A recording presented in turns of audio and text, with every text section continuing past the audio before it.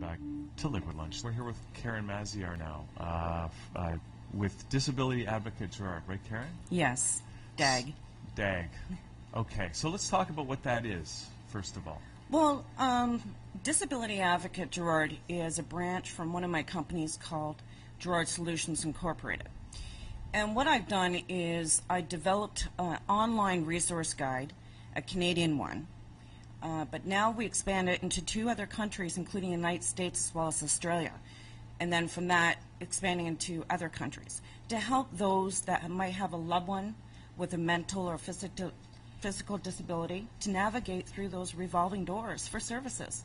Okay, so let's talk about the origins, why you started this project. Well, my son is Gerard, and for many years he was diagnosed, you know, it was like ADD, ADHD, but then he was properly diagnosed with autism spectrum disorder. When he was 9 years old, he developed compartment syndrome. Now, the only way to explain what compartment syndrome is, for an example, let's say you blow into a balloon, yeah, and the only way you can let the air retract is let it out on its own. Well, the same thing happens to the muscles. Oxygen, air supply gets cut off. So what happened was he went in for a bilateral fusion, ended up with compartment syndrome, which is too much stress on the human body. So for about 7 weeks, he laid in the hospital with his muscles expanded outside his body, letting them retract in on their own. I was looking at total body function failure, amputation of one or both legs. But what ended up happening is, being a parent and a businesswoman, I saw that there was a need out there. Nobody knew what door to go through for help. There's business cards after business cards. People need to connect to those services and those resources. So this is why I developed Gerard, building one sandcastle at a time. So it's kind the of resource guides. Yeah, okay. So obviously, so what happened? I mean, I've never even heard of this compartment syndrome. Compartment syndrome. Understand what you mean by the muscles being outside the body. What happened was, in order to relieve the pressure of the muscles in Gerard's legs, they literally had to cut Gerard's legs from the hips all the way down, letting the muscles expand outside the human body. Wow. And then they gradually would retract into the human body. Now, going through this, of course, compartment syndrome from his legs went into the abdomen. Okay, now you have a lot of cavities within your abdomen walls, so the air can escape and go through. But compartment syndrome is a syndrome that some people might get, let's say, in a car accident.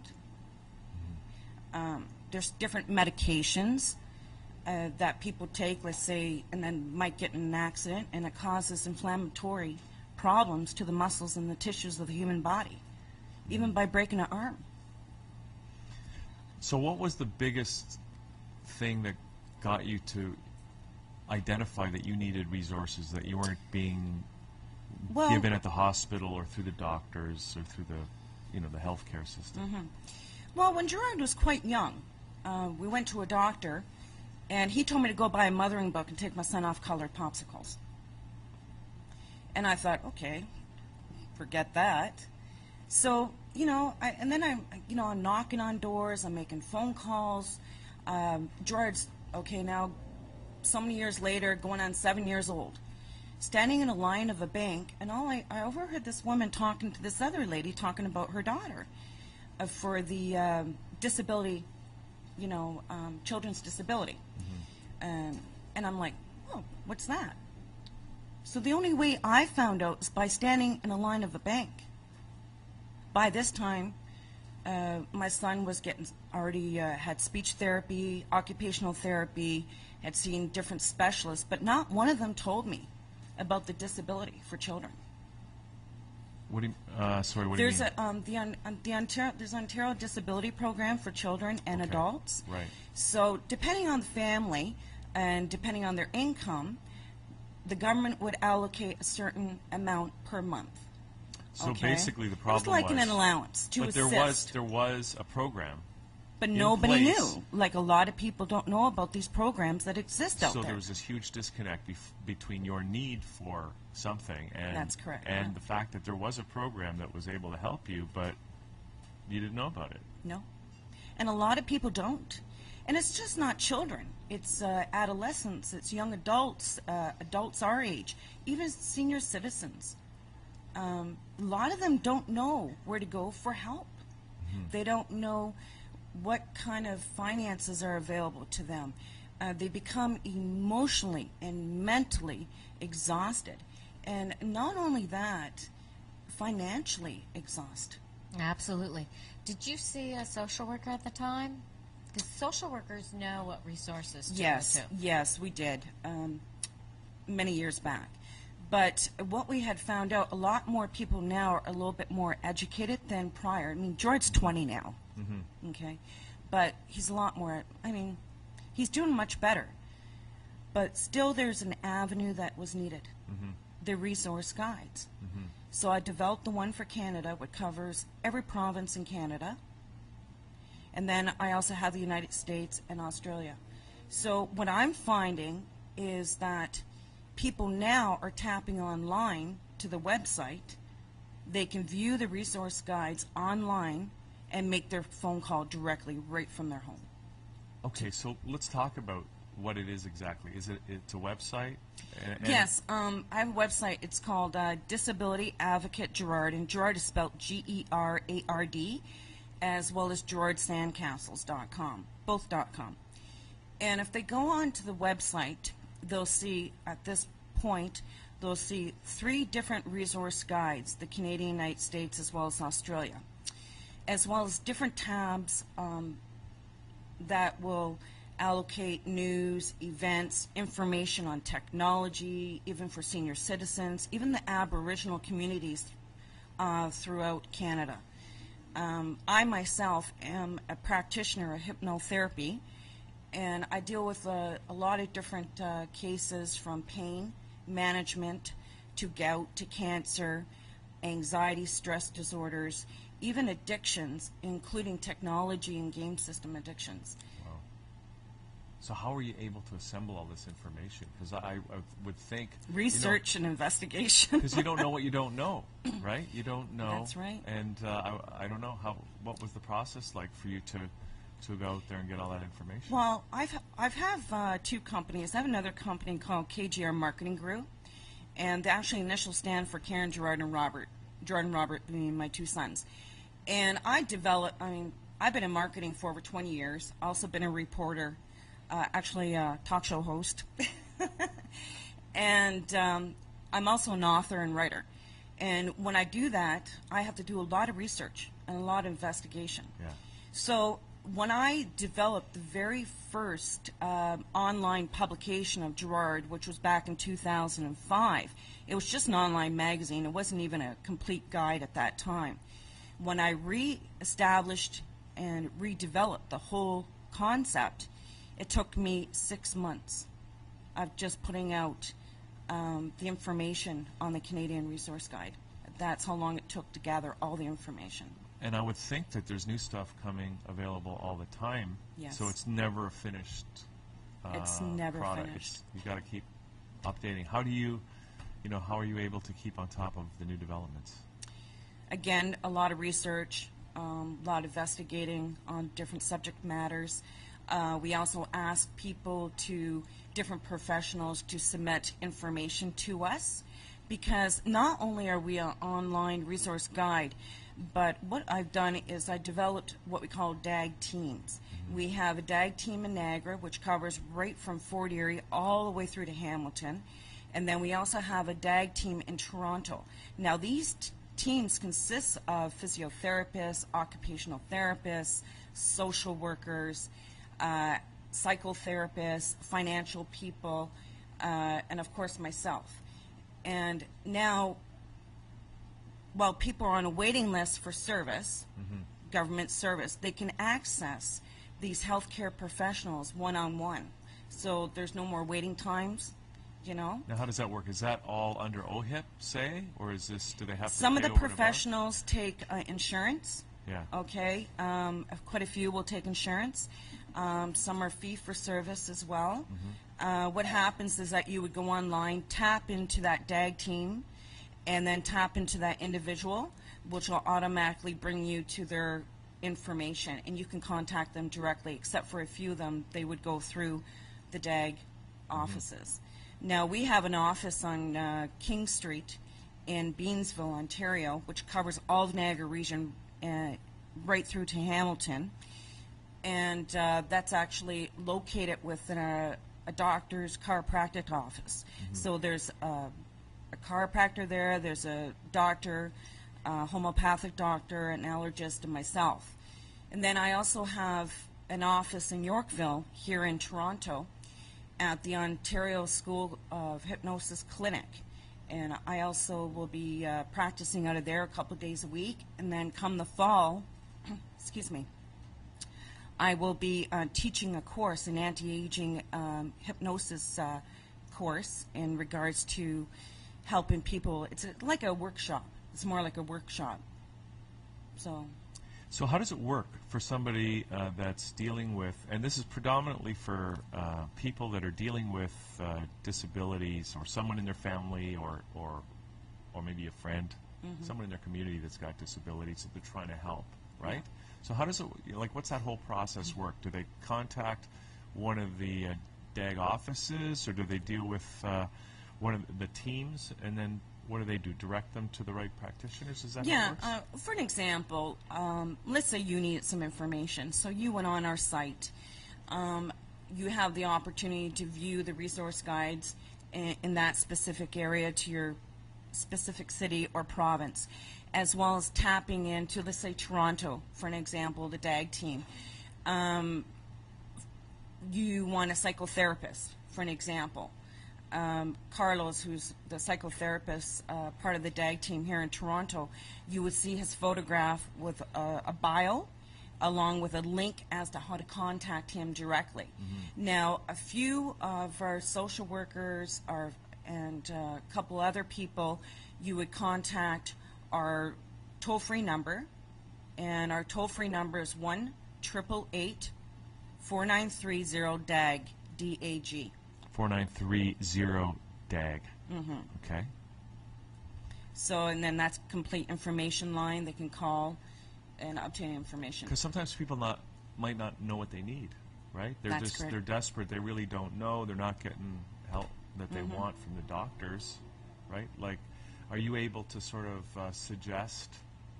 And how do you do that? Do you need a doctor to do that, or? Well, we always ask the individual to seek proper medical advice from their family physician, always. That is the best route to go. We have different people that don't even know what avenues of the government, different organizations to contact. So we'll basically ask them, have you contacted this association or this organization? If they say no, we'll just give them the information. If they need a consult, for an example, we would put them in contact with one of our social workers or anything like that. Now, what directly. about the role of alternative practitioners for treating kids, people with disabilities? Because, well, you're a hypnotherapist. Some people, might think that's a little woo-woo, but it is one of many alternative therapies that might be able to help. Oh, definitely. I mean, everybody is their own individual in what they believe in. For an example, I have a sister-in-law who has a bipolar disorder, and she was on medication, but she's very holistic, and she went all natural. And ever since she went all natural, she has no anxieties, no major fears. She doesn't have the social phobia.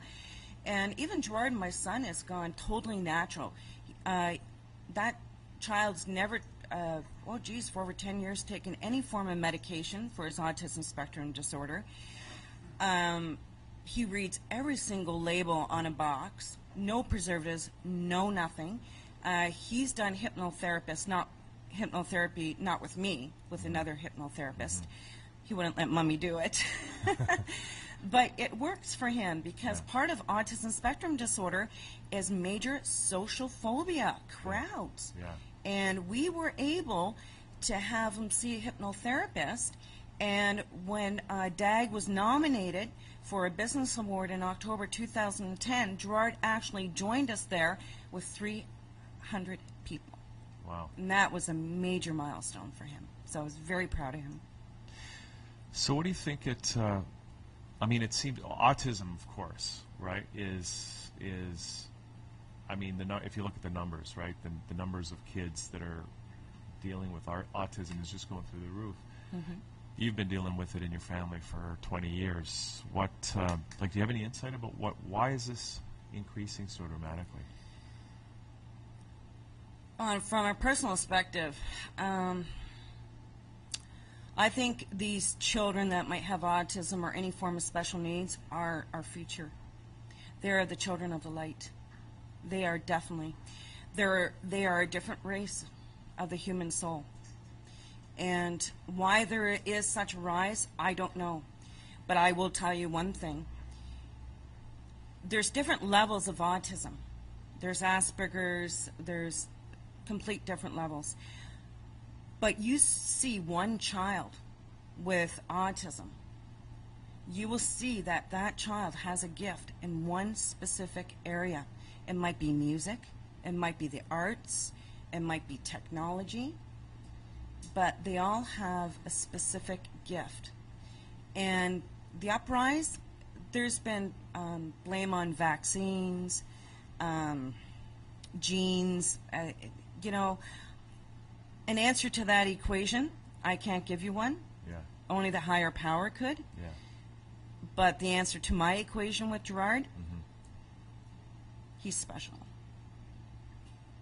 Okay, so that's good news for parents who are maybe looking at it as all bad, and what you're saying is there's a gift there. There is. And I'm putting out a book right now. It's actually called Building One Sandcastle at a Time. And it's about one mother's journey. You know, being stubborn, being devoted, exhausted, but using that into a book format and my business format and telling people our story and what we've gone through. There's a lot of stories out there. Recently, there was one I watched called Bring Ashley Home.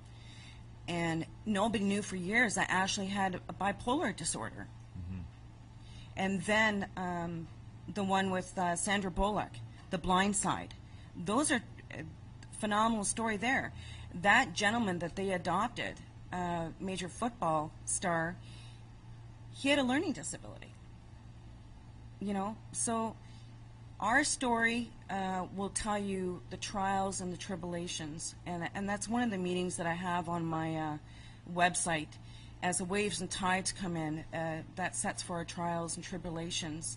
And it might ruin our sandcastle, but as long as we build the moat a bit bigger, it'll catch the pressures of the water. So it helps us rethink and redefine the archer of our sandcastle. Wow. Okay. And I think the other thing that seems to come out of this is that it's really about people taking responsibility themselves. You can't just trust the doctor to come up with a solution for you.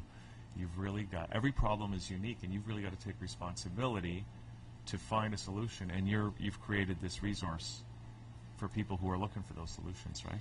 Yeah, because, you know, having a disability is, it's not bad. It's a good thing. Because, you know why? It makes them stronger. It makes your family unit stronger. I personally, not only Gerard has the disability, the mental disability along with the physical, but just recently this year, we've moved both of my parents into our home. My mother is an amputee, and my father has Parkinson's. And not only do I become their caregiver, but the whole family unit has built a stronger unit together. And you will find that it doesn't matter who you are, what race, what disability you have. You're a strong person, and you just make it complete stronger. And all you have to do is tap into those resources. I remember a little while ago when I was starting the resource guide, I met with a professional, and I said, you know, I'd really like to work with you. And they said to me, well, I can't. And I said, why? Because you're my competition. And I said, excuse me, I didn't know disabilities was a competition. It's not. Well, listen, thanks for coming in today. You're welcome. Now let's, again, tell people how they can get in touch. And I don't know when the book's going to be released, but maybe...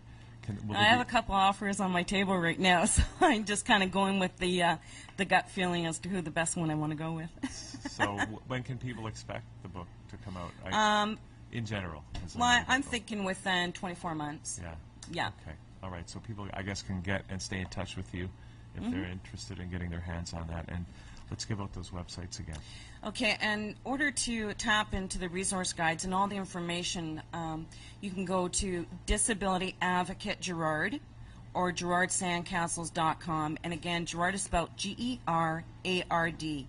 And tap in, navigate yourself through the website and through the resource guides, and connect to one of our online professionals.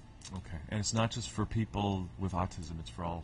It's for everybody. Yeah. It's for everybody, right from the family with the young child right up to the senior citizen. It's for everybody. Okay. All right, Karen. Thanks for doing this today. Thanks for coming. Thanks for having me.